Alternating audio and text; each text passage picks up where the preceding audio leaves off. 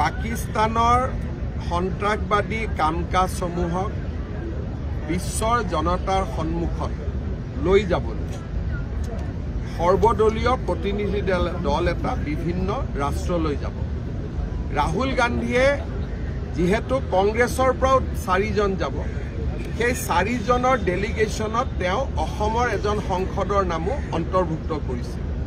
মই ৰাহুল গান্ধীলৈ আজি এটা টুইট দিছোঁ যে যিজন সংসদে নিজে পাকিস্তানত 2 সপ্তাহ থাকি আহিছে, যিজন সংসদে নিজৰ সন্তানৰ নাগৰিকত্ব ভাৰতৰ পৰা বিদেশী ৰাষ্ট্ৰৰ নামত লৈ গৈছে, যিজন সংসদৰ পত্নীয়ে পাকিস্তানৰ দৰমহা দি প্ৰত্যেক মাহত পাকিস্তানৰ পৰা 2 লাখ টকা দৰমহা লয়, তেওঁ কেনেকৈ পাকিস্তানৰ বিপক্ষে ক'ব?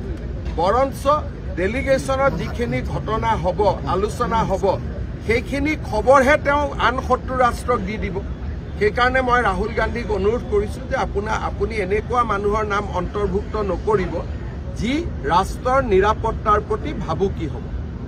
আৰু মই ভাবোঁ যে এইটো ডেলিগেশ্যন দিয়াৰ তেওঁৰ দায়িত্ব ৰাহুল গান্ধীয়ে নিশ্চয় দেশৰ নিৰাপত্তাৰ স্বাৰ্থত এনেকুৱা ধৰণৰ নাম ইনক্লুড নকৰিব।